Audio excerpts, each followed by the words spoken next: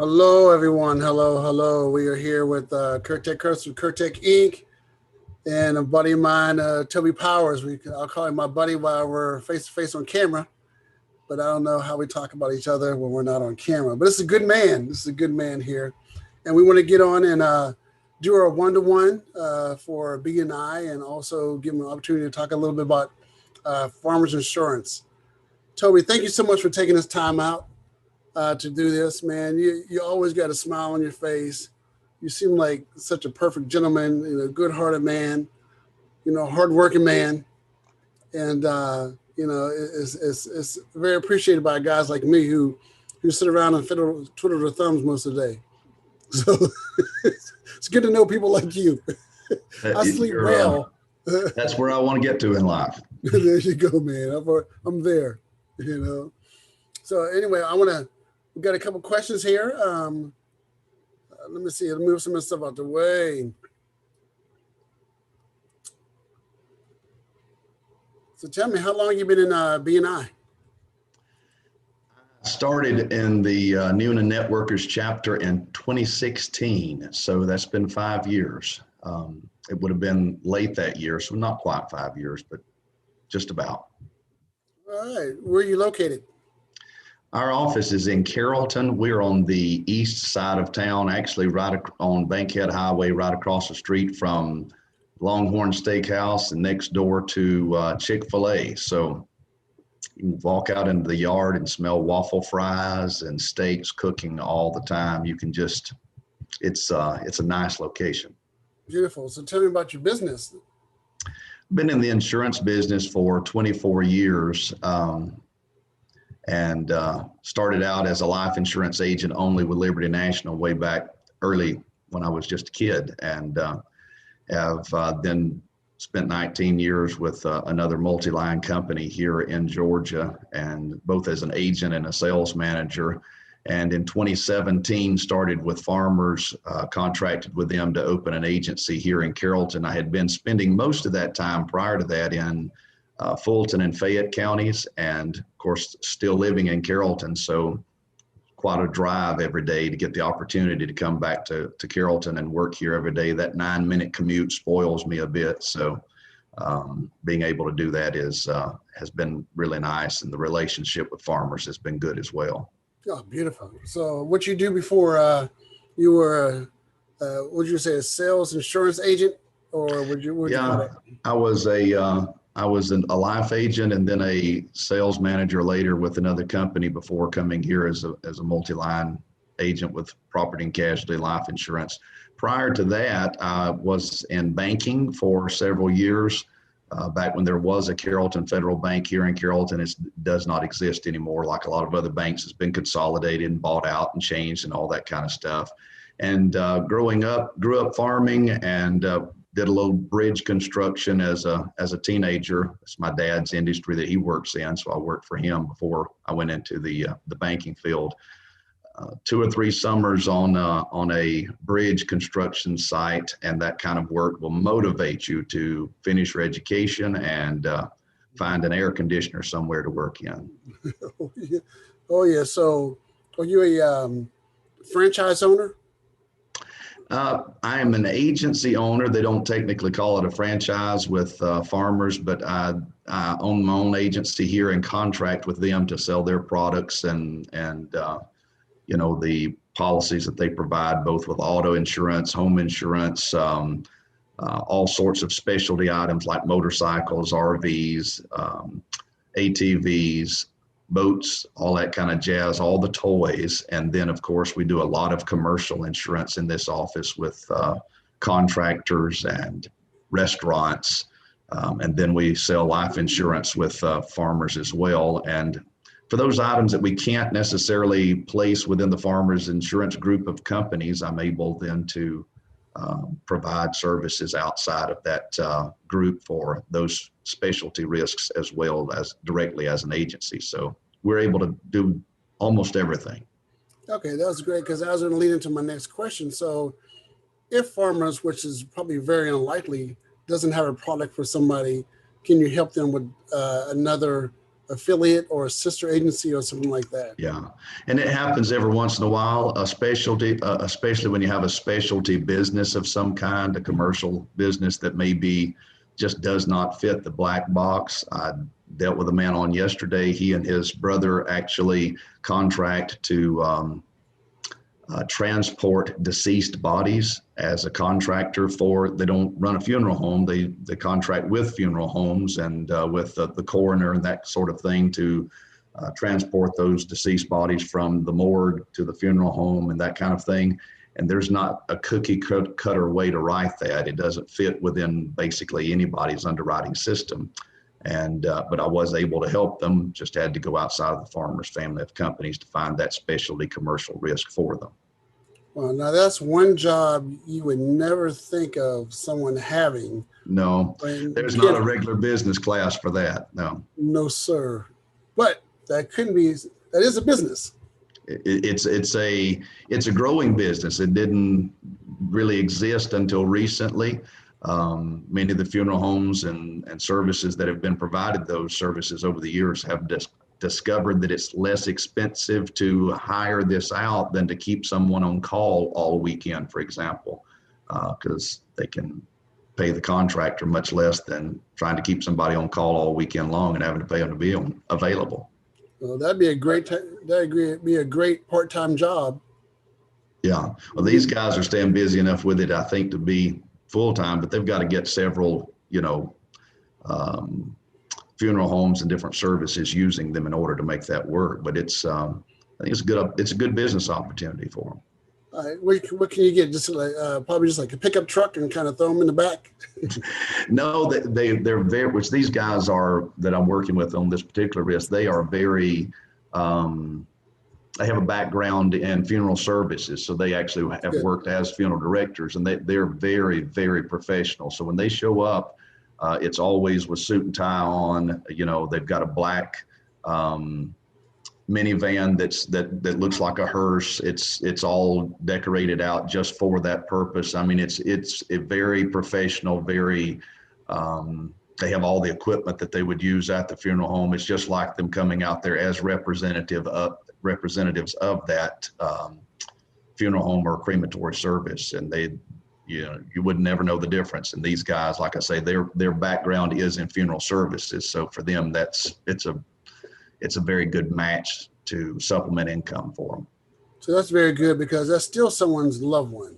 That's right. That's right. You still have to care for them just as.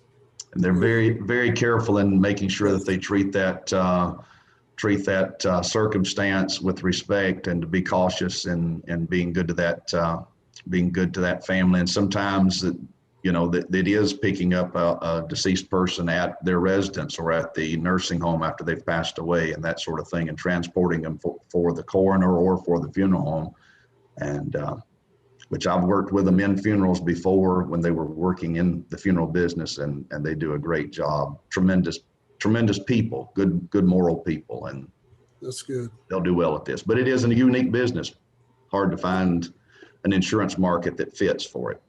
That's very interesting. So if someone's looking for a job and, that may be something, if they really don't want to do anything traditional, that'd be something good to look into, that's what I'm thinking anyway. It's definitely out of the box.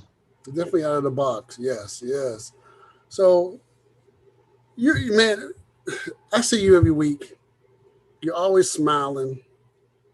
And there has to be a key to your success as far as your happiness goes. I know behind every man who smiles as much as you do, with a really good haircut like you do, fresh shave, good smile, good teeth, there has to be a wonderful woman behind you. Yeah, I've been married for 27 years, I think. We will hit 27 years in just a few days. We're not 27 yet. We'll be there in just a few days. And Sonia is my wife. She works actually with me here in the agency, has her insurance license. And so she's the one that sort of keeps things in order around here and keeps us all on track and on a right schedule. And we've got three girls. Grace is 21 now. Does not seem right that she should already be 21. She's supposed to still be, waiting to get on the school bus with her little backpack on and headed off to the first grade or something, but she's 21.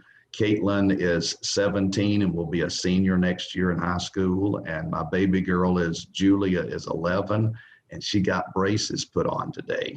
Wow. Congrats, Julia. I'm telling you. And the braces have definitely changed. She said, "Oh, my mouth is not sore. I don't hurt it." Well, they did hurt when they put them on me years ago. Oh yeah, years ago when we had to get them. Yeah, way different. Way different. That's beautiful. A house full of women. That's exactly right.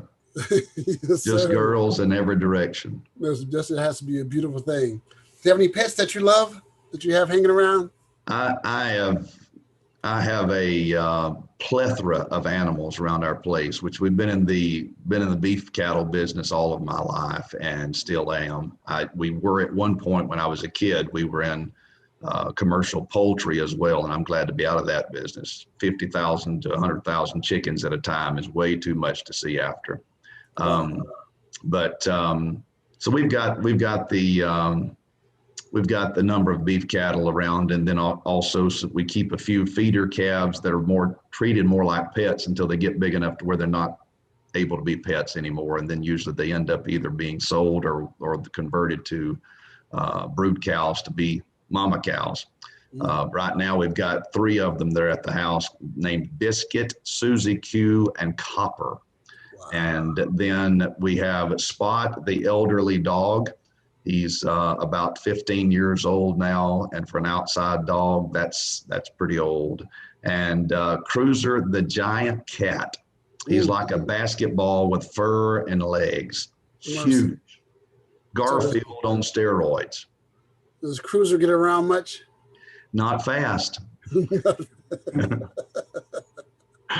Not fast. He's a big boy, and you don't have to worry about him jumping on anything. He can't jump. He's clinically obese, and we tried putting him on a diet, but he doesn't like it, and he gets mean, and so we just let him eat. Okay, that's the kind of cat I need, something that can't jump on anything and he doesn't can't jump on anything. Too many steps. He can't climb anything. There you go. I just keep him in the living room. I watch TV with him. Here you go, Cruiser. He knows how to do that. There you go. That's beautiful. Wow. So, burning desires. Do you have any burning desires? At this point in life, I'm trying to become Curtis Pilgrim. I want to be able to wake up without an alarm clock. One of these days, and I doubt I'll ever get there with all the things that I keep in irons in the fire. I work hard today because I want to get to the place at some point to where that I can spend a lot more time with cows and chickens and kids than what I am in the business world. Spend a lot more time doing the things that I enjoy with our church and ministry, and not spending as much time in work. But it's important to do what we do while we're doing it and do the best we can. And then, if we take good care of our folks, they always take good care of us. It comes back to us. Yes, sir. And like you said, Julia, age 11. So add 7, 8, 9 years to that. And then we can talk again about you relaxing a little bit. Yeah. When you spread those kids that far apart,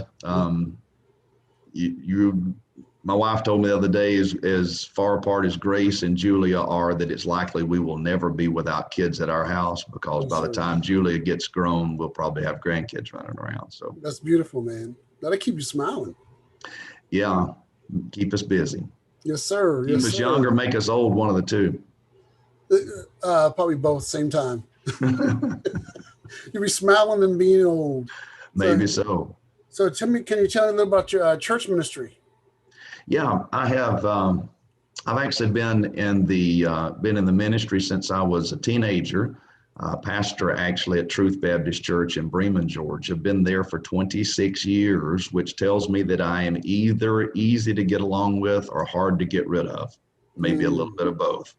And we have a good country church, and we're actually right there on the city limits in Bremen. literally the first property outside of the city limits. So great people that love one another and love the Lord, and take a priority in trying to be of service to each other. And it's a blessing to be able to do that. I can tell you're a godly man. I want to be. I try to be. You seem to have a really good heart, and everybody just doesn't have a good heart. So we thank you for being a godly man and the leader in your community. The key to, well, let me ask you this question. Is there anything about you or your family, yes or no, that you may want anybody to know, not know? You got a secret? Let's go to we key are to your so success. We're so much an open book that folks probably know everything about us. You know, when you're in the ministry and in business, your life is like a glass house. Wow. So sometimes it's interesting how much that people know. One of the things that some people do and do not know is that I am technically, on one side of my family, the first generation American. My mom was born in Hanau, Germany, came here as a child. Her mother is a full-blooded German, her father and her brother were both in World War II on the wrong side of the equation. And in the midst of the war, my great-granddaddy became, I don't know what you'd call maybe a double agent. He went to work for the U.S. while he was also serving in the German army. And it worked out well. It took a while to make sure that everything would work, but it worked out well. He's very patriotic, very pro-U.S. Two of his daughters married American servicemen, including my grandmother. And, so that's part of my family that's not been in this area where I live, for generations, like my dad's family have. And so a lot of people here, they only know my dad's family, but it's nice to have that diverse, rich heritage. It's very interesting. Everybody has a story, and taking the time out to get to know people's story, it helps people get along a lot better. Just sit and talk and ask questions. Yeah. Just have a little chat. And everybody has a story of how they got to where they are. I mean, sir. It's, and of course we didn't choose this. For most of us, we're just born into the families where we were. But the people who went before us quite often went through things and experienced things that we probably wouldn't even know what to do with. Right. But that's true. The good Lord has a way of putting us in our place at our time for our service with a purpose. And he knew the end from the beginning before he ever started. And yes, sir. Put in us what was necessary and needed in order for us to be able to operate in a way that he could be pleased with and receive glory from. That's beautiful. Man, that's some good word right there, man. That's a good word. Wow. So can you tell me you have a key to success? Well, the business world or society in the past, I guess, would call it the golden rule. It was iterated by our Lord, doing unto others as you would have them to do unto you. And if you'll do that, it'll come back to you. And B&I, we talk about it as giver's gain. That is, if you'll do what you should and can to try to help someone else, it comes back to you. The scripture talks about casting your bread on the water and it'll return to you in due season. The laws of sowing and reaping. These are universal laws that are beyond society or religion or philosophy. They're just facts. If you'll do what you can in terms of investing in others, it has a way of making its way back to you. So sowing that good seed and you reap a good harvest. So a good tree cannot bring forth corrupt fruit, and a corrupt tree cannot bring forth good fruit. By their fruits ye shall know them. So we do what we can to try to treat others by that golden rule and know that it'll return back into us. Wow. You know what I'd really like to do, man? I need to come to your church and I want to hear you preach. Really do, man, because I usually am doing that somewhere almost every day of my life. I'm sorry, say it again. I was talking. I'm usually doing that somewhere almost every day of my life. Wow. Amazing. Mr. Toby Powers, I want to thank you for your time. I really want to thank you for taking the time out to let me do this with you. Get you on YouTube, get you on Zoom. I know we're all about zoomed out. Um, we have our meeting tomorrow. I'm Like the working my Mazda way, commercial back in the day, zoom, zoom. Zoom, Zoom. I'm working my way back to in person. One of these days, you'll see me in there. I want to thank you for your dedication to the chapter, your dedication to BNI. I wish you much success in farmers, which I'm sure you've already had much success with your business as an agent. And God bless you and your family. So thank you very much, buddy. I appreciate it, Curtis. You take care, and I will see you soon. Yes, sir. Thank you. Yes, sir. Thank you. That was Toby Powers with Farmers Insurance. He's a current president of BNI Noonan Networkers. Really good man, and I want to thank him again. If you ever see him anywhere, see his picture, see him, stop and talk to him, shake his hand, get to know him.